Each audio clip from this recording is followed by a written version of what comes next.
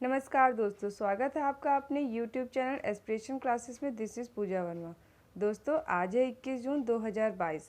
दोस्तों 21 जून 2022 को क्या होता है? इंटरनेशनल योग दिवस होता है। ठीक है दोस्तों, विश्व योग दिवस कब मनाया जाता है? 21 जून को मनाया जाता है। आपने ये याद रखना है। तो दोस्तों अब हम 21 जून का करंट अफेयर एक्सप्लेनेशन के सहित स्टार्ट करने के पहले 20 जून का जो करंट अफेयर है हम पहले उसका रिवीजन करेंगे, फिर हम 21 जून के करंट अफेयर को पढ़ेंगे।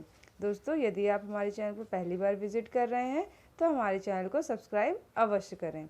तो चलिए दोस्तों हम लोग अपना रिवीजन स्टार्ट करते हैं आज का। सोमालिया के नए प्रधानमंत्री कौन बने हैं?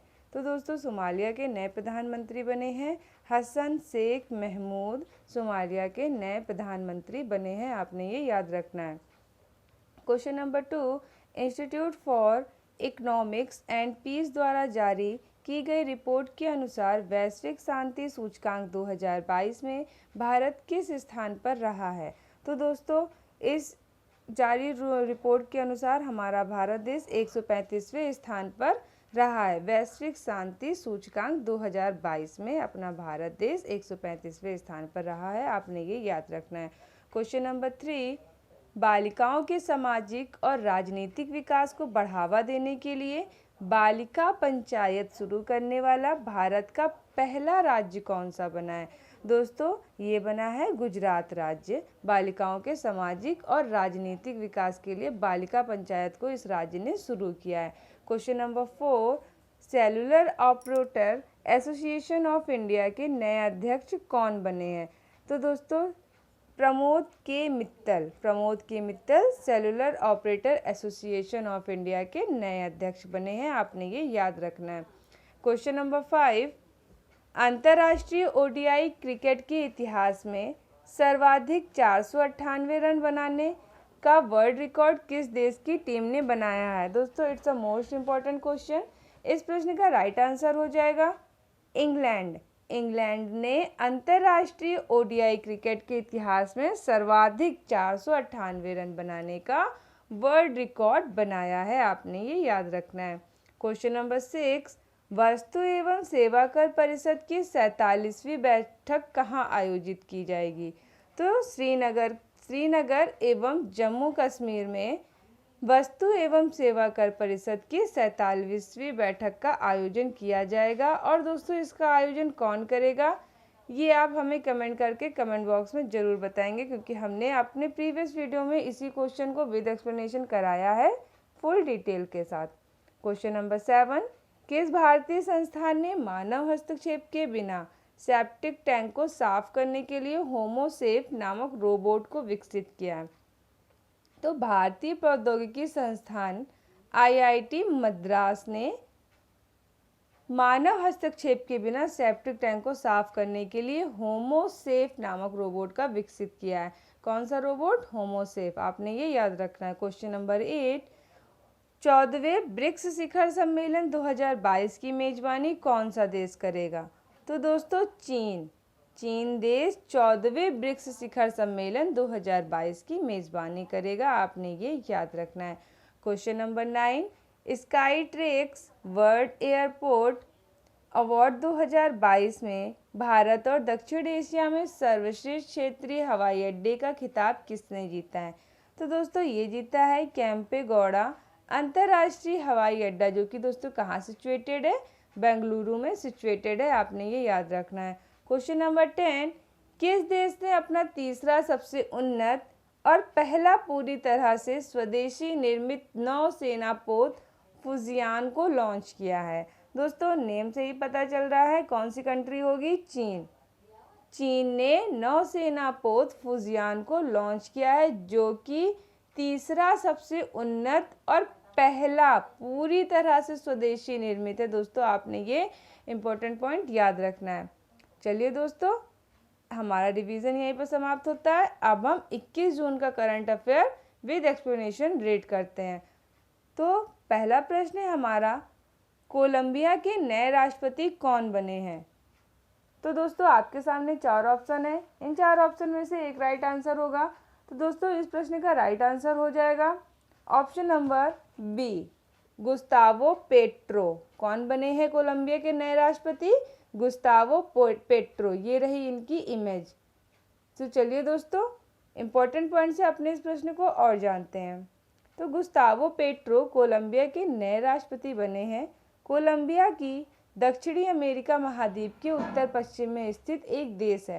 दोस्तों कोलंबिया कहाँ सिचुएटेड है? दक्षिण अमेरिका महाद्वीप के उत्तर पश्चिम में स्थित एक देश है, जो कि दोस्तों कौन है? कोलंबिया। दोस्तों कोलंबिया की राजधानी की यदि हम बात करें तो कोलंबिया की राजधानी है बोगोटा। क्या है? बोगोटा। मुद्रा की बात करें तो यहाँ की मुद्रा है पेसो। आपने दोस्तों ये याद रखना है। चलिए दोस्तों, अपना अगला प्रश्न देखते हैं। क्वेश्चन नंबर 2, भारत का पहला डार्क स्काई रिजर्व कहाँ बनाया जाएगा? तो दोस्तों हमारे इस प्रश्न का राइट आंसर हो जाएगा ऑप्शन नंबर सी। दोस्तों ये देखिए, आप इमेज में जैसे देख पा रहे हैं, ये डार्क स्काई रिजर्व इस तरह से कुछ होता है। तो दोस्तों ये कहाँ पर बनाया जाएगा पहला डार्क स्काई रिजर्व? लद्दाख में। इंपॉर्टेंट पॉइंट से अपने इस प्रश्न को हम लोग और जानते हैं। तो लद्दाख के कौन से गांव में? हार्नले गांव में। हार्नले गांव में चांगथांग वन्य जीव अभ्यारण्य का एक हिस्सा भारत का पहला डार्क स्काई रिजर्व बनेगा। आपको दोस्तों ये याद रखना है। ये इस डार्क स्काई रिजर्व विज्ञान के माध्यम से स्थानीय पर्यटन को बढ़ावा देते हुए खगोल विज्ञान को बढ़ावा देगा। दोस्तों आपने ये याद रखना है। डार्क स्काई रिजर्व ऊर्जा खर्च किए बिना दूसरे क्षेत्रों को प्रदूषित किए बगैर जरूरत के हिसाब से प्रकाश की प्रकृति व्यवस्था होगी। दोस्तों इसका बनाने का मेन उद्देश्य यही है कि दूसरे क्षेत्रों को भी प्रदूषित ना करे और बिना ऊर्जा को खर्च किए बिना प्राकृतिक व्यवस्था के अनुसार प्रकाश की व्यवस्था की जाएगी। डार्क स्काई रिजर्व बनाने का मेन उद्देश्य ये है। दोस्तों आप किसी भी एग्ज़ाम की तैयारी कर रहे हो, उन सभी एग्ज़ाम के पॉइंट ऑफ व्यू से हमारा ये जो करंट का टॉपिक है आपके लिए ये बहुत ही यूज़फुल रहने वाला है। दोस्तों आप जैसे देख ही रहे हैं कि इस तरह के क्वेश्चन करंट के हमारे एग्ज़ाम में पुटअप ही किए जाते हैं। तो दोस्तों हम आपके लिए ऐसे क्वेश्चंस लेकर के आते हैं विद इम्पॉर्टेंट फैक्ट के साथ, जिससे कि आपके किसी प्रकार के कोई भी क्वेश्चन ना छूटे और आप अपने एग्ज़ाम हॉल में अपने क्वेश्चंस को बिल्कुल सही करके आएँ। दोस्तों यदि अभी तक आपने हमारे इस वीडियो को लाइक नहीं किया है तो हमारे इस वीडियो को लाइक ज़रूर करें। क्वेश्चन नंबर 3 देखते हैं। क्वेश्चन नंबर 3 में है, ग्लोबल रिन्यूएबल एनर्जी कम्युनिटी द्वारा जारी रिन्यूएबल्स ग्लोबल स्टेटस रिपोर्ट 2022 के अनुसार नवीकरणीय ऊर्जा के मामले में भारत हमारा किस स्थान पर रहा है? तो दोस्तों हमारे इस प्रश्न का राइट आंसर हो जाएगा ऑप्शन नंबर ए, तीसरे स्थान पर रहा है। अपना भारत देश किस स्थान पर रहा है? तीसरे स्थान पर रहा है। आपने ये याद रखना है। इंपॉर्टेंट पॉइंट से क्वेश्चन को और जानते हैं। तो रिन्यूएबल्स ग्लोबल स्टेटस रिपोर्ट 2022 के अनुसार भारत 15.4 गीगावाट की कुल नवीकरण ऊर्जा क्षमता वृद्धि के साथ तीसरे स्थान पर रहा है। इस रिपोर्ट के अनुसार भारत ने वर्ष 2021 में 843 मेगावाट हाइड्रो पावर क्षमता को जोड़ा है, जिससे भारत की कुल नवीकरणीय ऊर्जा क्षमता बढ़कर 45.3 गीगावाट हो गई है। वहीं नई सोलर पीवी क्षमता के लिए भारत एशिया का दूसरा सबसे बड़ा बाजार बना है। दोस्तों आपने ये याद रखना है। क्वेश्चन नंबर 4, विश्व शरणार्थी दिवस यानी कि वर्ल्ड रेफ्यूजी डे 2022 कब मनाया गया है? दोस्तों हमारे इस प्रश्न का राइट आंसर हो जाएगा ऑप्शन नंबर ए, 20 जून को विश्व शरणार्थी दिवस यानी कि वर्ल्ड रिफ्यूजी डे मनाया गया है। आपने ये याद रखना है। इंपॉर्टेंट पॉइंट से अपने इस क्वेश्चन को और जानते हैं।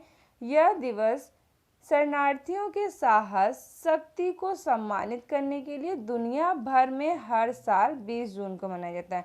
दोस्तों आपने याद रखना है कि एवरी ईयर ये 20 जून को मनाया जाता है विश्व दिवस। कौन सा? शरणार्थी दिवस। शरणार्थी वे लोग होते हैं जिन्हें आतंक, संघर्ष, युद्ध, अभियोजन या किसी अन्य संकट के कारण अपनी मातृभूमि को छोड़ने के लिए मजबूर किया जाता है। चलिए दोस्तों क्वेश्चन नंबर 5 देखते हैं। क्वेश्चन नंबर 5 में है, भारत के किस संस्थान को शिक्षा में सूचना और संचार प्रौद्योगिकी के उपयोग के लिए यूनेस्को द्वारा राजा अहमद बिन ईसा अल खलीफा पुरस्कार 2021 से सम्मानित किया गया है? तो क्वेश्चन नंबर 5 का हमारे राइट आंसर हो जाएगा ऑप्शन नंबर डी, केंद्रीय शैक्षिक प्रौद्योगिकी संस्थान को सम्मानित किया गया है अहमद बिन ईसा अल खलीफा पुरस्कार से। इम्पॉर्टेंट पॉइंट से क्वेश्चन को और जानते हैं।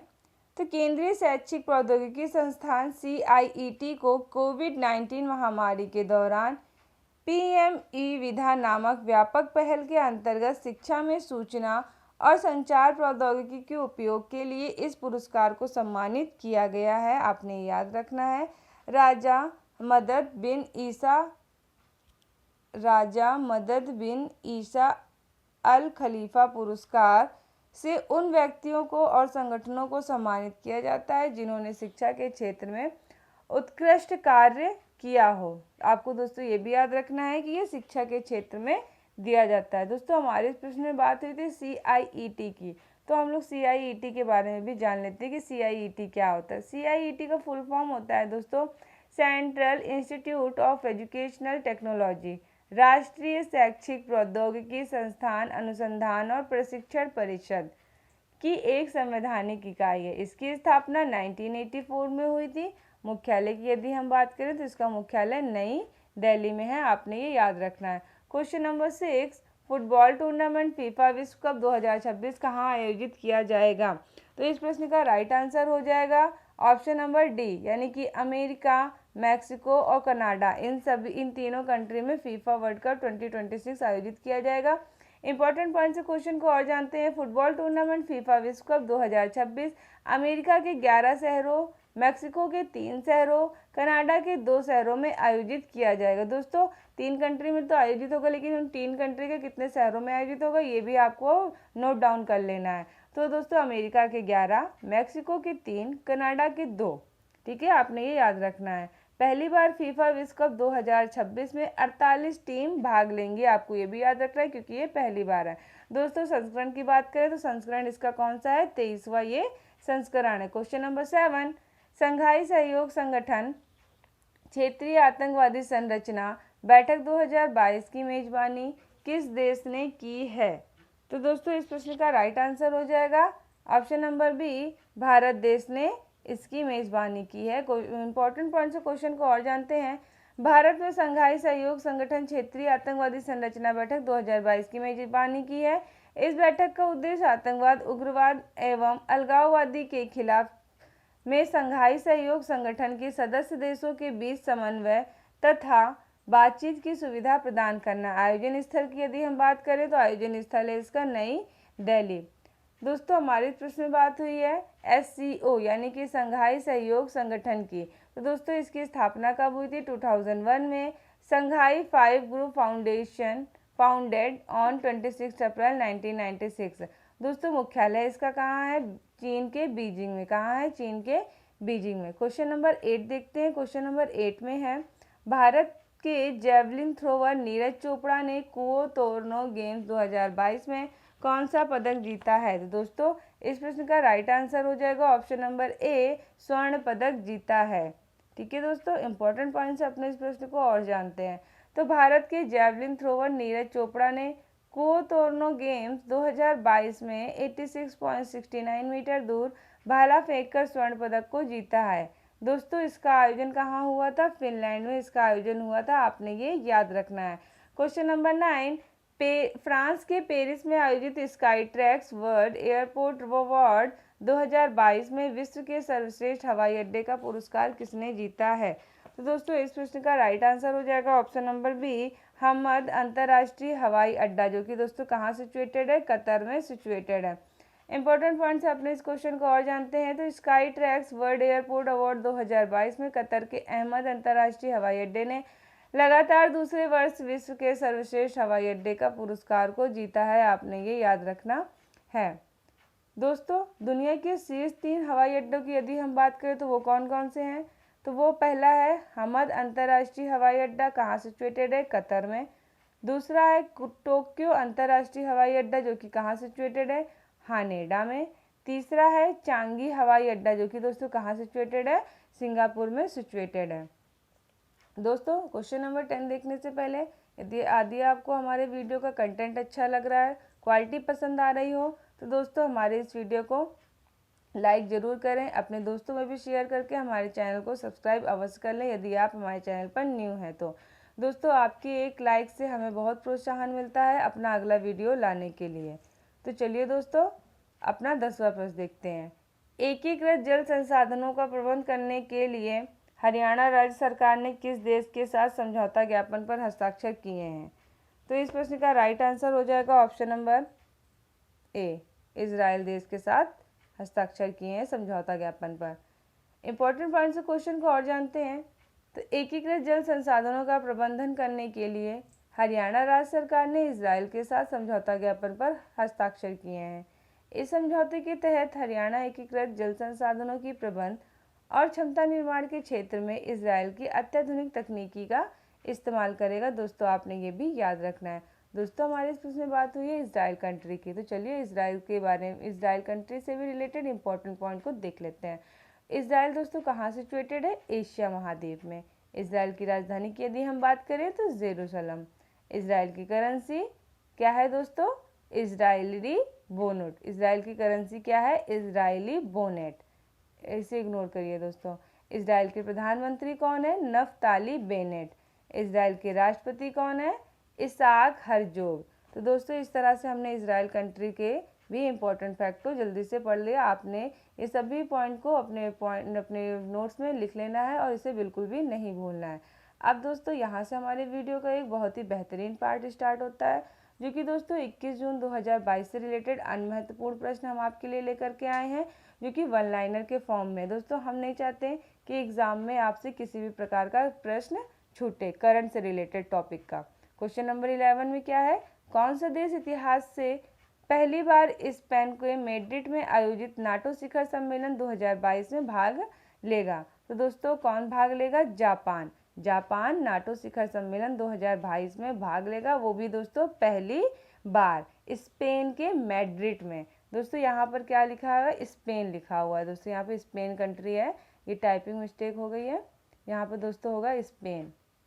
स्पेन के मैड्रिड में आयोजित नाटो शिखर सम्मेलन में पहली बार जापान भाग लेने वाला है, आपने ये याद रखना है। क्वेश्चन नंबर 12 में है किस संस्थान ने दुनिया भर में खाद्य सुरक्षा, जलवायु संकट और अन्य आपातकालीन स्थितियों को उजागर करने के लिए ग्लोबल ट्रेंड्स रिपोर्ट 2022 को जारी किया है? इसे जारी किया गया है संयुक्त राष्ट्र शरणार्थी एजेंसी UNHCR के द्वारा, आपने ये भी याद रखना है। क्वेश्चन नंबर 13 में है यूरोप के सबसे बड़े स्टार्टअप सम्मेलन विवाटेक में किस देश को कंट्री ऑफ द ईयर के रूप में मान्यता दी गई है? तो दोस्तों अपने भारत देश को कंट्री ऑफ द ईयर के रूप में मान्यता दी गई है। कहाँ पर? यूरोप के सबसे बड़े स्टार्टअप सम्मेलन विवाटेक में, आपने ये याद रखना है।